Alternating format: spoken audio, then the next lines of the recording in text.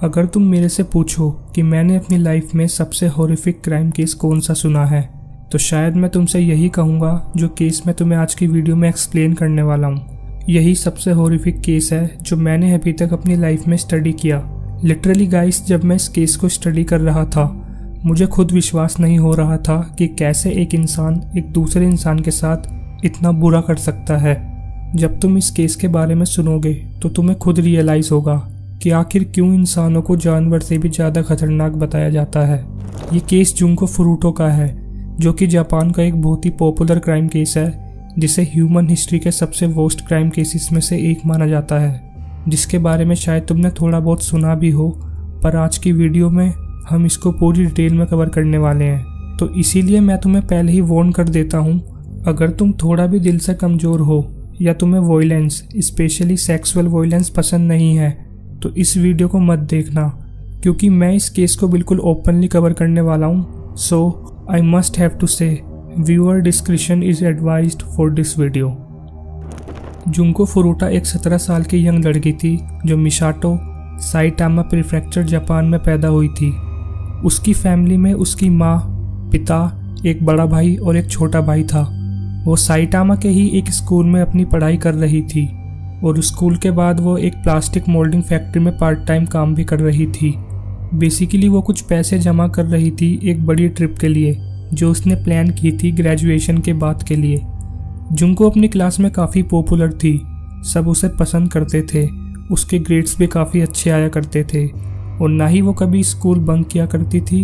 वो क्लास में हमेशा एक्टिव रहा करती थी, अट्रैक्टिव भी थी और नेचुरली काफ़ी लोगों की अटेंशन भी ग्रैब किया करती थी। इसी वजह से कुछ लोग उससे जेलस भी फील करते थे। स्कूल के बाकी स्टूडेंट्स की तरह ना ही वो ड्रिंक करती थी, ना स्मोक और ना ही किसी भी टाइप के ड्रग्स को कंज्यूम करती थी। वो जस्ट एक एम्बिशियस स्टूडेंट थी जिसका फोकस सिर्फ अपनी स्टडी पर था। क्योंकि वो एक मिडिल क्लास फैमिली से बिलोंग करती थी, इसीलिए वो ज़िंदगी में कुछ करना चाहती थी, कुछ बनना चाहती थी, ताकि वो अपने पेरेंट्स को फाइनेंशियली सपोर्ट कर सके। स्कूल के बाकी स्टूडेंट्स से वो कंपेरेटिवली काफ़ी अलग थी। इसी वजह से स्कूल के थोड़े ठग टाइप के लड़कों को वो बोरिंग लगती थी। ठग टाइप से मेरा मतलब है थोड़े गुंडागर्दी करने वाले लड़के। ये लड़के यकूजा वैनाबीज ग्रुप के थे। यकूजा बेसिकली क्रिमिनल्स गैंग्स होती हैं जापान में, जो कुछ लफंगे लड़के मिलकर खुद बनाते थे।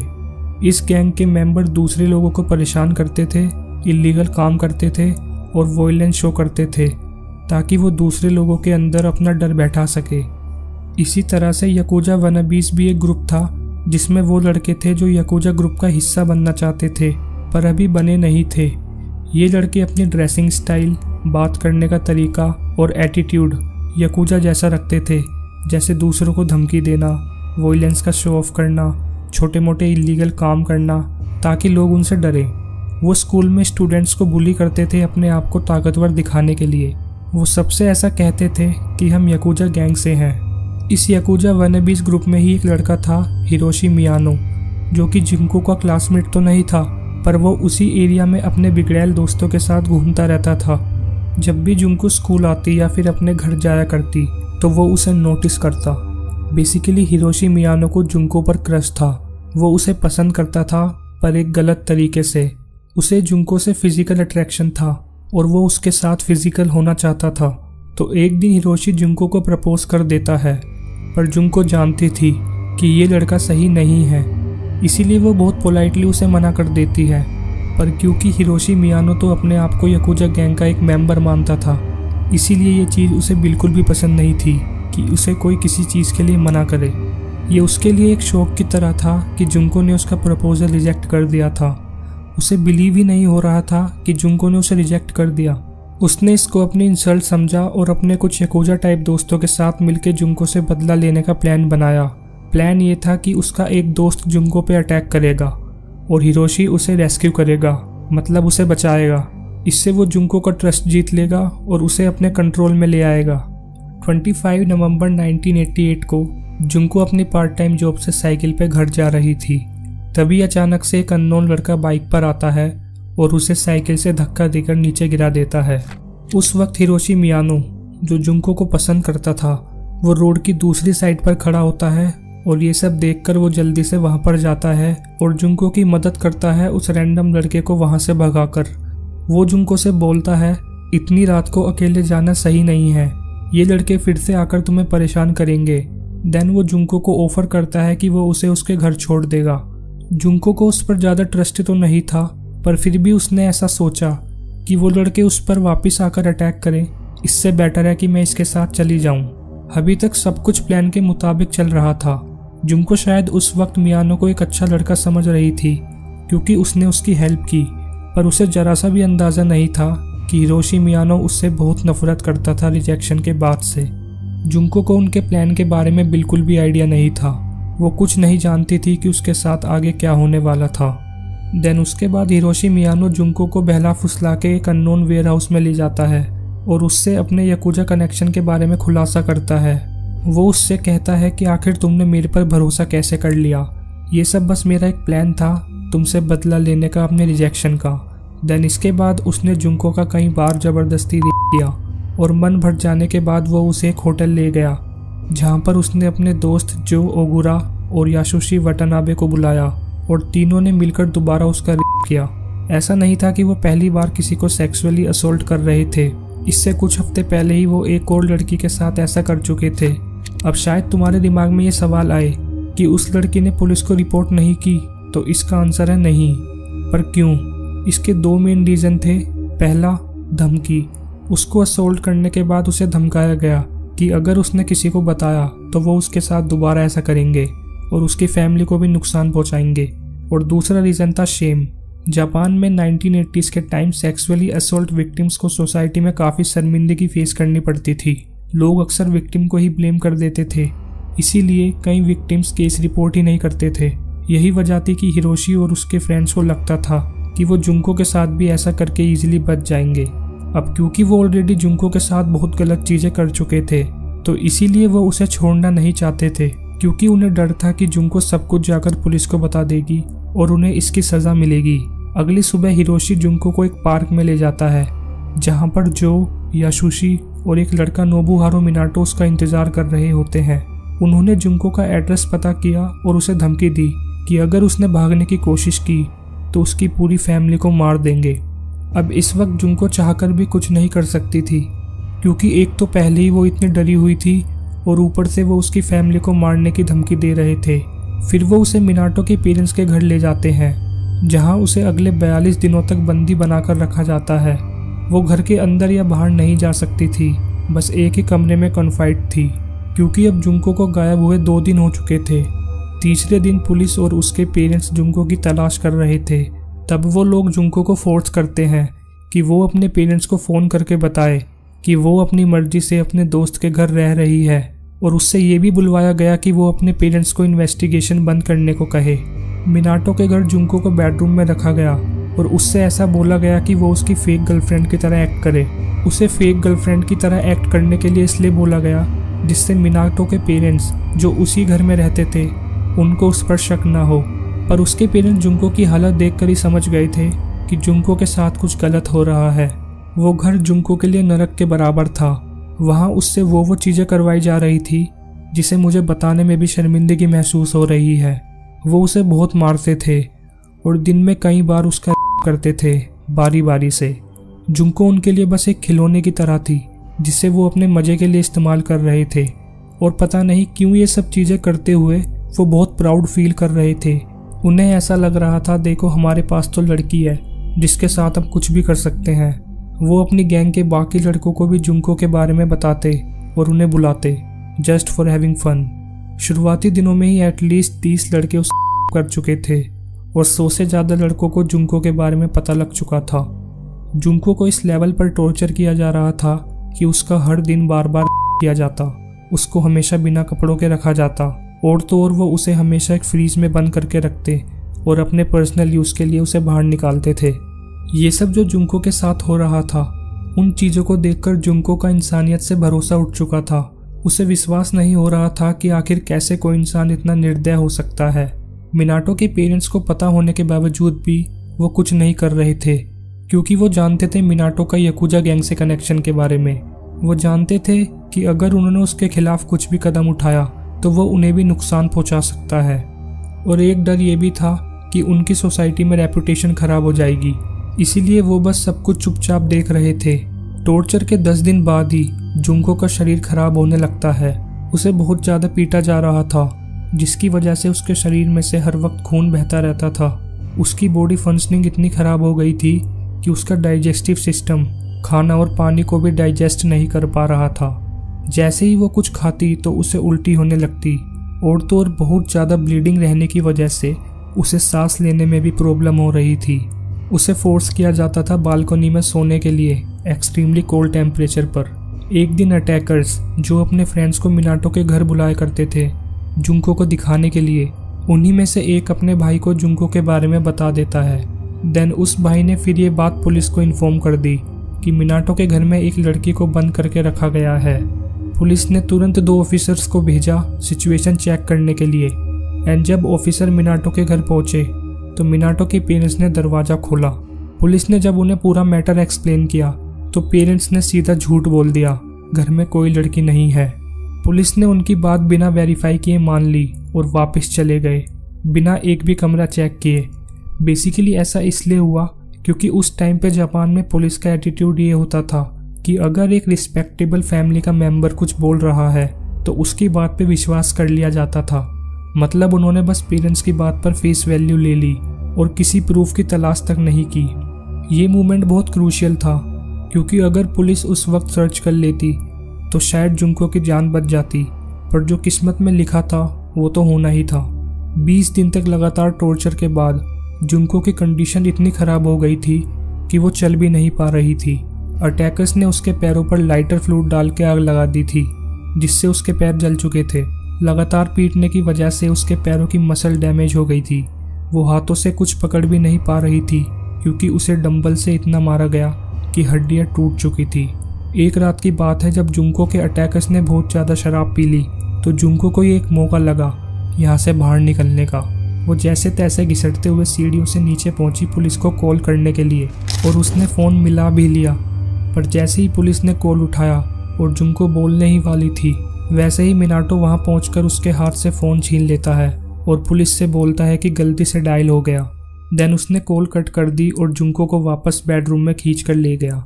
जुंको का ये एस्केप अटेम्प्ट भी फेल हो गया और इसका मतलब था कि अब उसे और भी ज़्यादा सज़ा मिलने वाली थी, और ऐसा हुआ भी। उन्होंने जुंको को जोर से दबाकर पकड़ लिया और उसके आसपास कैंडल की आग घुमा के उसका मजाक उड़ाने लगे। फिर उसके पूरे शरीर पर, खासकर कि पैरों पर लाइटर फ्लूइड डालकर उसे दोबारा आग लगा दी। आग लगने के बाद जुंको की बॉडी कांपने लगी और उसे दौरे पड़ने लगे, पर वो लड़के कह रहे थे कि ये ड्रामा कर रही है, और उन्होंने फिर से उसकी बॉडी पर आग लगा दी। पता नहीं किसी तरह से वो बच गई, लेकिन इस पॉइंट के बाद जुंको उनसे अपनी जान की भीख मांग रही थी। वो ये नहीं कह रही थी कि मुझे छोड़ दो, वो कह रही थी बस मुझे मार दो और ये सब ख़त्म करो, पर उन्होंने ये फेवर भी नहीं किया। दोस्तों इमेजिन करो कितना हाई इंटेंस पेन था वो जो सह रही थी। कोई इंसान अपनी मौत की भीख मांग रहा है। तकरीबन 30 दिन के बाद जुंको ठीक से वॉशरूम भी नहीं कर पा रही थी। उसके जेनिटल्स सिगरेट लाइटर से जल चुके थे। उसके प्राइवेट पार्ट के अंदर बहुत से फॉरिजन ऑब्जेक्ट्स डाले गए थे, जिनमें से काफ़ी शार्प और जैक थे। इवन जो पटाखे हम दिवाली पर यूज़ करते हैं वो भी उसके अंदर डाले गए, और सिर्फ प्राइवेट पार्ट में ही नहीं बल्कि एनस, मुंह और कानों में भी। ये टॉर्चर का वो पार्ट है जिसे सोचने में ही रूह कांप जाती है। इस टॉर्चर की वजह से उसके कान के पर्दे इतने डैमेज हो गए कि वो लगभग बहरी हो गई थी। उसके हाथ और पैर इतने डैमेज हो चुके थे कि वो चल भी नहीं पा रही थी, बस घिसड़ कर आगे बढ़ सकती थी। बाथरूम तक पहुंचने में उसे 1 घंटे से ज़्यादा लग जाता था। बाद में एक रिपोर्ट में पता चला कि इस वक्त तक जुंको का ब्रेन साइज बहुत ज़्यादा रिड्यूस हो चुका था, और उसके हेलिश अपीयरेंस की वजह से अब वो लड़कों को अट्रैक्टिव भी नहीं लगती थी। इन 34 दिन के जहन्नम के दौरान जुंको फुरुटो को ऐसी ऐसी टॉर्चर्स और सफरिंग झेलनी पड़ी जो शायद कोई इमेजिन भी नहीं कर सकता। उसके साथ जो किया गया उसमें शामिल था हर दिन में भी और रात में भी बार बार किया जाना, हर पॉसिबल ओरिफिस में। आखिरी तक लगभग 100 से ज़्यादा आदमियों ने उसका किया। कभी कभी एक ही दिन में 12 अटैकर्स तक उसके साथ करते थे। कॉन्स्टेंट ह्यूमिलिएशन, उसको ज़्यादातर टाइम नंगा रखा जाता था। कई आदमी जो उसका करते थे वो उस पर यूरिन भी करते थे। उसको फोर्स किया जाता था कि वो अपने अटैकर्स के सामने खुद को प्लेजर करे, सिर्फ उनके इंटरटेनमेंट के लिए। उसको हर दिन मारा पीटा जाता था, golf clubs, iron notes, bamboo sticks और अलग अलग ऑब्जेक्ट से। उसके चेहरे पर, खासकर आईलिड्स पर हॉट वैक्स डाली जाती थी। उसके आईलिड्स को सिगरेट और सिगरेट लाइटर से जला दिया जाता था। उसको हर ओरिफिस में अलग अलग ऑब्जेक्ट डालकर वॉयलेट किया गया, bottles, iron bars, scissors, roasting needles. उसको कम से कम खाना और पानी दिया जाता था और कभी कभी तो उसको कॉकरोचेस खिलाए जाते थे और यूरिन भी पिलाया जाता था। और भी बहुत सी चीजें हैं जो उसके साथ की जाती थी। 1 जनवरी न्यू ईयर्स डे पर जुंको अकेली थी। पूरे दिन उसने भीख मांगी, बस मुझे मार दो, क्योंकि वो बिल्कुल हिल नहीं पा रही थी। 3 दिन बाद 4 जनवरी का दिन, जो उसके लिए मौत का दिन बन गया, उन लड़कों ने जुंको को मजबूरन महजोंग सोलिटर का गेम खिलाया, जो एक जापानीज गेम है। पर किसी तरह इतनी बुरी कंडीशन के बावजूद भी जुंको ने गेम जीत लिया। ये देखकर वो लोग गुस्से से पागल हो गए और उन्होंने जुंको को बहुत मारा। उसके हाथ, पैर, मुंह सब पर लाइटर का फ्यूल डालकर आग लगा दी। जुंको ने कमजोर हाथों से आग बुझाने की कोशिश की, पर उसमें बिल्कुल भी ताकत नहीं बची थी। ये फाइनल टॉर्चर लगातार 2 घंटे तक चला। ऑलरेडी इतनी हॉरिबल कंडीशन में होने के बाद जुंको शॉक में चली गई और अगले दिन उसकी मौत हो गई। मिनाटो के भाई ने मिनाटो को कॉल किया और उसे बताया कि जुंको मर चुकी है। ये सुनकर सभी लड़के पैनिक में घर आ गए। उन्हें डर था कि अगर ये बात पुलिस को पता लगी तो उन्हें उम्र कैद भी हो सकती है। इसीलिए उन्होंने एक प्लान बनाया। उन्होंने जुंको की बॉडी को एक 55 गैलन ऑयल ड्रम में डाल दिया और उस ड्रम को कंक्रीट से पूरा भर दिया। कंक्रीट के ऊपर से जुंको के लंबे बालों का एक छोटा सा हिस्सा बाहर निकल रहा था, जो शायद उन्होंने नोटिस भी नहीं किया। फिर उन्होंने इस बैरल को कोटो, टोक्यो के कंस्ट्रक्शन साइट पर डिस्पोज कर दिया। शुरू में तो काफ़ी चांस थे कि ये पुलिस को कभी पता ही नहीं चलेगा कि ये किसने किया, क्योंकि उन्होंने कोई क्लू नहीं छोड़ा था। लेकिन हिरोशी की गलती से सब कुछ खुल गया। 2 हफ्ते बाद पुलिस उससे एक दूसरे केस के लिए इंटेरोगेट कर रही थी, एक 19 साल की लड़की के गैंग के केस में। केसेस इतने सिमिलर थे कि हिरोशी कंफ्यूज हो गया। उसे लगा पुलिस जुंको के केस की ही बात कर रही है। उसने सोचा शायद उसके किसी दोस्त ने ऑलरेडी कन्फेस कर दिया होगा और इस गलतफहमी में उसने पूरा सच बोल दिया और उसने पुलिस को बता दिया कि उन्होंने जुंको की बॉडी को कहाँ छुपाया था। इसके अलावा जो ओगोरा पहले ही एक और सेक्सुअल असॉल्ट केस में अरेस्ट हो चुका था, तो पुलिस ने उसे भी तुरंत जुंको के केस में अरेस्ट कर लिया। बाकी लड़के भी अगले कुछ दिनों में पकड़ लिए गए। बाद में जब ड्रम खोला गया और कंक्रीट तोड़ी गई तो अंदर से जुंको की बॉडी निकली। ये दृश्य देखने लायक नहीं था। जुंको की फैमिली को इसके बारे में बताया गया और ये भी डिटेल में बताया गया कि उसके साथ क्या हुआ। ये सब सुनकर जुंको की माँ तो बेहोश ही हो गई। वो इतनी ट्रोमा में चली गई कि उन्हें एक साइकेट्रिक हॉस्पिटल में काफ़ी लंबे समय तक रखना पड़ा। इसके बाद ऑटोप्सी मतलब पोस्टमार्टम में पूरा सच सामने आया। उसके रेक्टल कैविटी में अभी भी छोटी बोतल्स फंसी हुई थी और पता चला कि जुंको प्रेग्नेंट भी थी, लेकिन यूटेरस पूरी तरीके से डैमेज था। उसका चेहरा इतनी बुरी तरीके से डैमेज किया गया था कि वो पहचान में ही नहीं आ रही थी। इसीलिए आइडेंटिफिकेशन भी फिंगरप्रिंट से करना पड़ा, क्योंकि अटैकर्स उस वक्त जुवेलियंस थे, मतलब अंडर एज। इसीलिए कोर्ट ने उनके नेम पब्लिकली नहीं बताए। लेकिन जो इन लोगों ने क्राइम किया था वो इतना हीनियस था कि उनका नाम सबको पता चलना ही चाहिए था। इसीलिए शोकन बुनसुन मैगजीन के जर्नलिस्ट ने उनके रियल नेम एक्सपोज कर दिए, ये कहकर कि ये लोग इंसान ही नहीं हैं और इन्हें इंसानी राइट मिलने का भी कोई हक नहीं है। जैसे कि हमें पता है, जुंको के 4 मेन कातिल थे। हिरोशी जो उस वक्त 18 साल का था, जो ओगुरा वो भी 18 साल का, नोबुहारो मिनाटो जो सिर्फ 16 साल का था और यासुशी वटानाबे जो 17 साल का था। ये चारों जानवर पकड़े गए और ट्रायल में भेजे गए। ट्रायल के दौरान इतनी डरावनी डिटेल सामने आई कि वहां बैठे कुछ लोग शौक में आकर बेहोश हो गए। और इतना सब कुछ करने के बावजूद भी इनमें से किसी ने भी पछतावा नहीं दिखाया। और सबसे ज़्यादा शॉकिंग बात तो ये थी कि इनको इतने खतरनाक क्राइम्स के बावजूद भी बहुत कम सज़ा दी गई। इसका एक रीज़न ये था क्योंकि ये सब अंडर एज थे, मतलब 18 साल या उससे कम एज के। पहले इनका ट्रायल जुवेनाइल्स की तरह हो रहा था, लेकिन पब्लिक बहुत भड़की हुई थी, इसीलिए फिर उनको अडल्ट स्टेटस दिया गया। फिर भी अडल्ट स्टेटस मिलने के बावजूद भी सज़ा बहुत कम थी इनके क्राइम के अकॉर्डिंग। आज भी जो लोग इस केस के बारे में सुनते हैं वो गुस्से से भर जाते हैं। इन चारों को मर्डर का चार्ज तक नहीं दिया गया, इंस्टेड इन पर चार्ज लगाया गया causing bodily injury resulting in death, मतलब इंजरी के कारण डेथ हो गई। जापान का जुवेनाइल कोर्ट सिस्टम पनिशमेंट से ज़्यादा रिहैबिलिटेशन पर फोकस करता है, यानी उनका मानना है कि बच्चों को सुधरने का चांस देना चाहिए। इसी वजह से जुवेनाइल केसेस में अक्सर बहुत कम सज़ा मिलती है। हिरोशी को 20 साल की जेल मिली, मिनाटो को सिर्फ 5 से 7 साल, वाटानाबे को 9 साल और जो को 8 साल।